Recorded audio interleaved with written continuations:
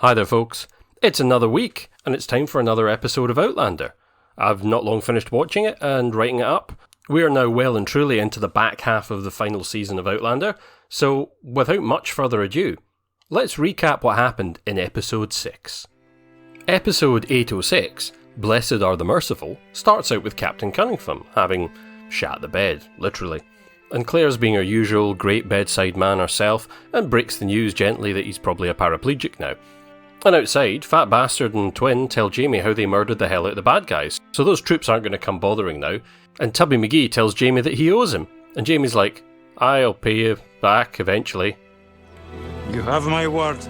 And, that's kind of contrived, but sure, we have a lot of other story to be getting on with, so Jaime decides that it's time for a montage. We haven't had one of them in a little while. So he evicts all the bad tenants who sided with Cunningham, sending out letters. And he goes himself to meet Hiram, whose wife spontaneously appears and injects herself into the story. And Hiram comes out as well and points out that actually he wasn't the only one who thought that the rebel cause was a loser. But Jamie's like, nah mate, offski, you're evicted. But then all the women and the children, they turn up in a crowd to beg Jaime to let them stay, pleading that none of them actually knew anything about any of this.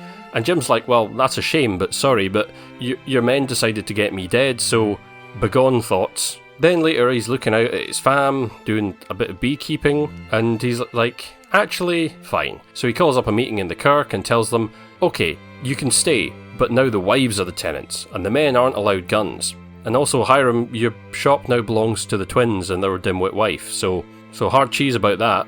And everyone kind of just agrees, almost instantly without discussing it, presumably because we only have about 20 minutes to tie this storyline up this week, and since Jaime's being awfully merciful, Elspeth asks him if she can take her broken boy away somewhere else, and Jaime's like, yeah, sure, he takes up too much space in the set, so he can go.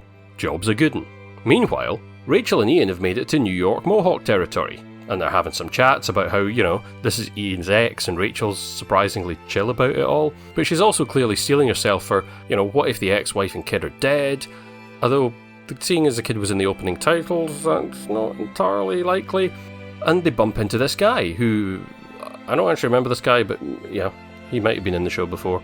And he's like, yeah, bad things happened, lots of folk died. I don't know about your wife and kids, but potentially, if you ask somebody else. And that somebody else turns out to be some rich dude Mohawk who's fighting on the opposite side. And he's a grumpy narky sod, and he's all about recrimination and blaming Ian for all this stuff. And his wife, who looks about 12, is all about, it would be so much better if women were in charge. How different things might be if we women were at the helm. Okay, love, yeah, I grew up with Maggie Thatcher as Prime Minister. You have no idea how bad that could be. Anyway, clunky dialogue later, and they eventually tell them, yes, Ian's ex is actually alive, but no, he can't go see them. So Ian and Rachel go back to the riverside to have a chat, and despite having chatted about this only a few scenes ago and having spent a long time travelling here, they apparently haven't really talked about much of this at all, and he comes across as a bit stupid. Also, random gunshot in the background? Bizarre.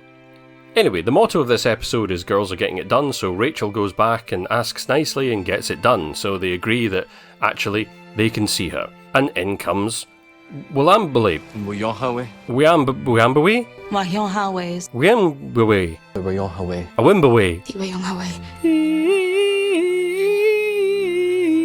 Ian's dead wife. Anyway, it's her and she's not dead, and she's had a bit of a glow-up, and to be honest, he looks like he's been at the gym a bit, so they both have a bit of a look at their revenge bods, and it's about as awkward as you'd expect. But she's not after Ian, so Rachel can calm down, and she's worried that the suspiciously blonde kid that she has might get killed or press-ganged into working for the army, so can actually he come and live with you instead? And Rachel is just like, yeah, sure, whatever, because what the show really needs now is like a Temu version of that guy from the Avatar movies. Anyway, the kid's called Hunter, and he comes with a free wolf puppy accessory. Fine.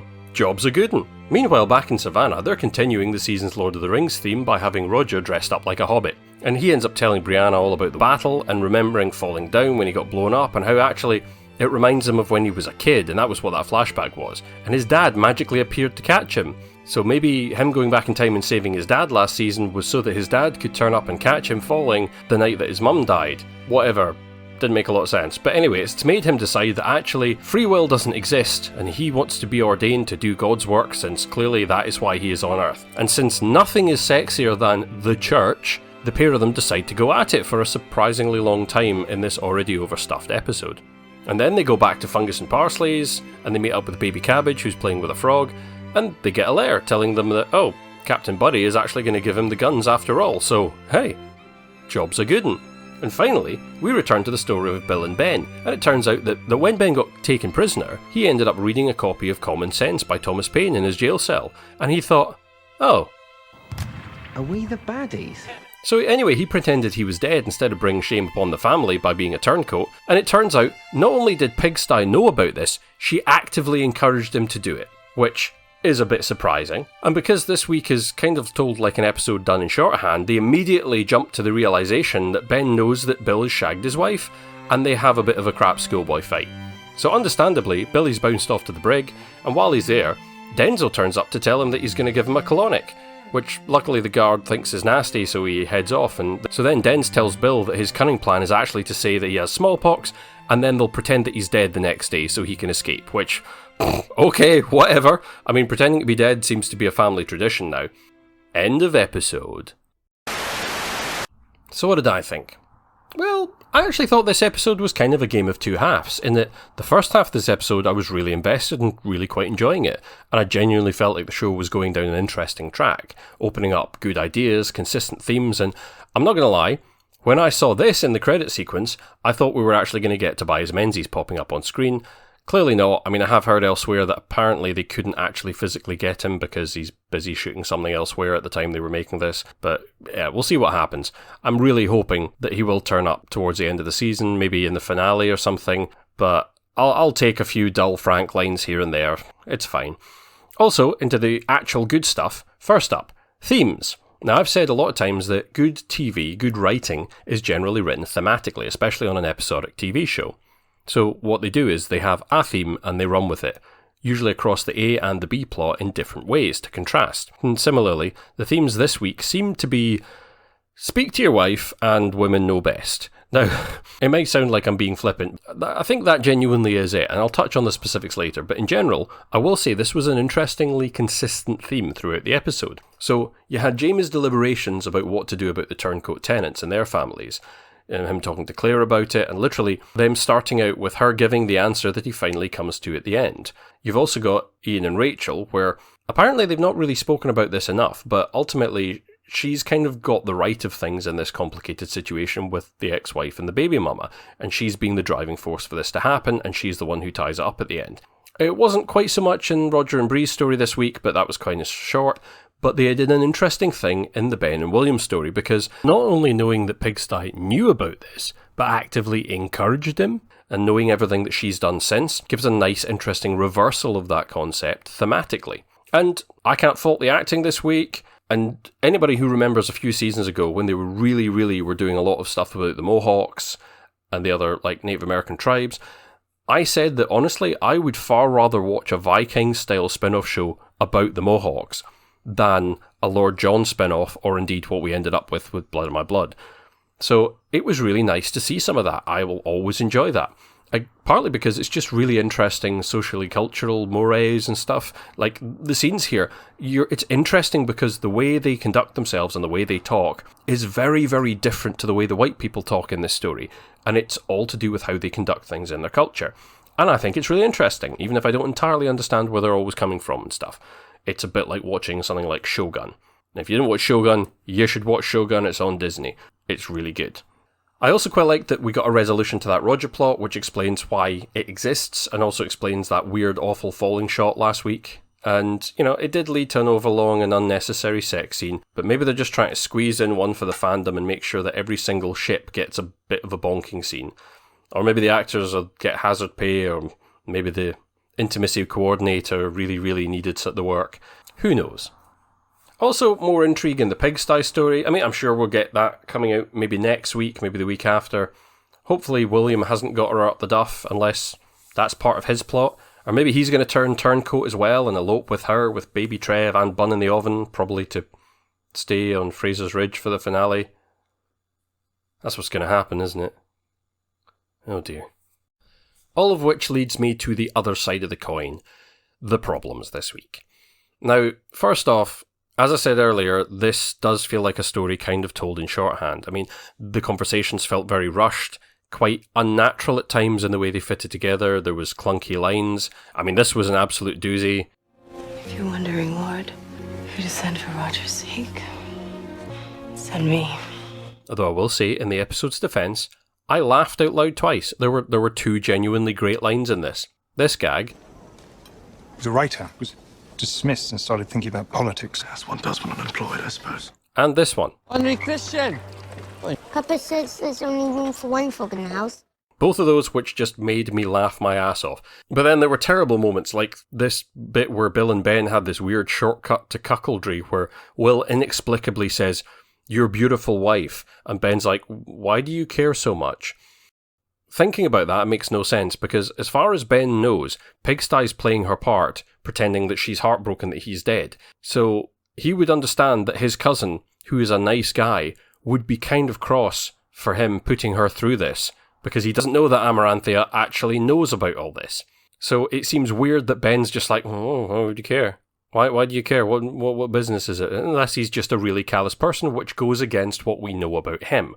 Also, unless the plan is that she's just supposed to hang out being sad until after the war and then they reunite, which I presume is what the plan was going to be, then presumably he already knows that she would probably end up remarrying. I mean, he's nobility, and apparently better at nobility than William, who's constantly written as being stupid so that he can be an audience surrogate and have things explained to him, when really, William would know about this because it would have been drilled into him all his life. I'm a thinking papist now. Similarly, there was that Claire and Jaime scene which was kind of clunky and forced, and also just seems like it was many other scenes condensed. But this being Outlander, the second Claire said this, it was also apparent that the show was probably going to end this way, because it's Outlander, and as we have noticed for 8 seasons, Claire is always right, and the show cannot have Claire not be right. Also, the resolution of this whole conundrum was just bonkers. I mean, it just made no sense to me. It's practically unworkable. Now, I'm not going to pretend that I know much about 18th century American land laws, particularly state by state, but I'm fairly sure that women owning property and tenantship was complicated. It might not have been impossible, it might not have been that difficult in some places, but it wasn't universal. And I'm even assuming that this was all completely kosher and that he could totally do this and it was legal. Then this is a whole bunch of bear-infested woods dwelling farmers and hunters living in the middle of a war, and he's depriving them of all their guns. Now that presumably means the women aren't allowed to have guns in the house either, because otherwise that doesn't make sense. Similarly, Hiram's whole business was running the shop, so presumably he owns all the stock in the shop, and he maybe built the building himself. And it doesn't sound like the twins are going to be buying the place or the goods off him. So is he going to become a farmer now or something? And what happens to all that? I mean, logistically, it doesn't make sense, but his wife agrees, and everybody else agrees without so much as a conversation about it. And maybe they're just planning to do that to buy a month or two so they can properly prep for moving away and restarting their life somewhere else where they're allowed to have guns and can do stuff. But the whole thing felt far too contrived, far too wham-bam, loose plot ends all tied up kind of ending. I didn't like it.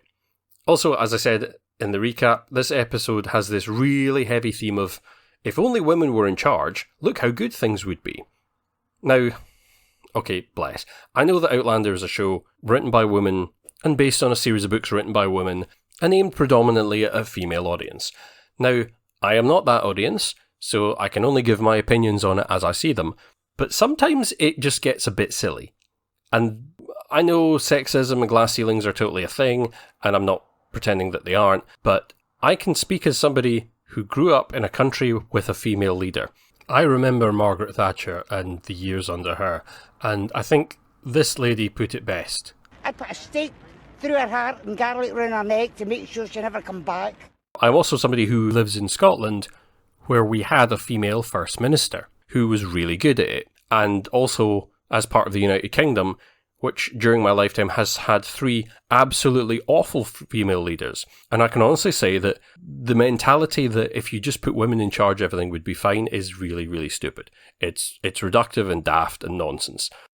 We've got this absolute maniac as the leader of the opposition currently. I would not give her the controls to the telly, let alone the country.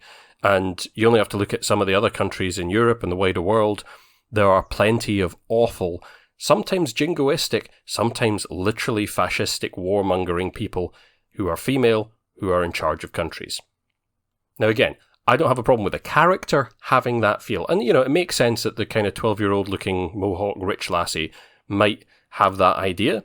The problem is it's then essentially reinforced in the tenants plotline by various things said by both Claire and by Mrs. Crombie, which is kind of bizarre as it's fairly the opposite is what the show has been telling us in previous seasons, for example with Lionel Brown's wife. Now, somebody in the comments actually reminded me, thanks for that we did meet his wife, and she was terrified of him because he was a horrible, abusive, evil guy.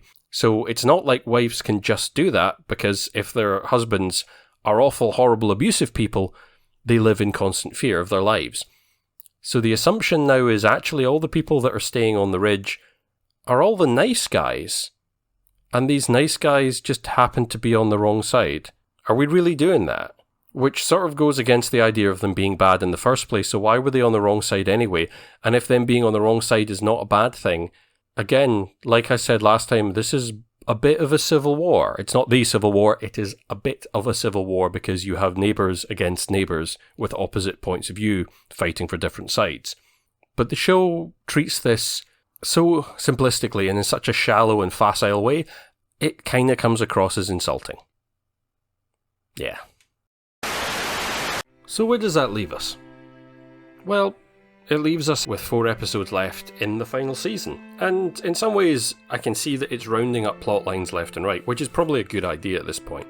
You can see that they've actually started rounding up the character plot lines specifically. I mean, Ian and Rachel have sorted out the overhanging issues he had from his previous marriage, and Ian literally now has all his chickens under one roof, and Rachel isn't going to have to worry about the past marriage overshadowing this one now. You've got Roger going full pastor mode, and, well, Brianna doesn't really have a goal, but then neither does her mother Claire, which, that's been a problem in the show since season 4, as I've said a few times, which is a bit odd that in a show that is so centralised around the Fraser clan, that the 2 most matriarchal figures in that clan seem to exist purely to be mothers and wives, and strong women who don't really have much reason to exist other than because they do and the show sort of pivots around them. Which, as I said, doesn't really work for me. Some people seem to think it's fine. But otherwise, yeah, even the twins and Dimwit, they've got a shop now to live in, which seems slightly unearned, but whatever. Fungus and Parsley, they've got their thing going on that presumably is going to get rounded up next week, at least according to the preview. We're going to have more about them. And I wouldn't be surprised if they don't end up moving to Fraser's Ridge as well, potentially with Fungus inheriting all the wealth of his dead father, Count of Bastardy. Yeah, I mean, it's the kind of show that I can honestly see it grouping everyone together at the end for the finale. Similarly, the William and Pigsty plot, that's been dragged out a bit and will probably continue to be dragged out to give them something to do. Lord John hasn't had anything to do this season. They just keep having him pop up and randomly mention this one bad dude that they keep bringing up, who I've forgotten who he was, and maybe in the finale he'll finally pop up and probably John's gonna kill him. I really don't know where the show's going otherwise. Obviously, Claire and Jaime's story's gonna have to start going somewhere into something concrete. We know that Jaime's off to Candy Mountain, which, from what I've heard, is gonna probably happen in episode 8. So that's potentially in a fortnight's time, within 2 episodes that will probably be the penultimate build-up and then the finale itself, which probably are going to be extra length episodes. Not sure, haven't seen any information about that either way, but they've done it before. And at this stage, what they're going to do in that is a complete mystery to me. I guess we're going to find out. But this week, not as good as last week, but still an improvement on the first few episodes of the season. Hoping for more and better next week. What did you think? Let me know in the comments. But for now, until next time, these have been my grumpy opinions.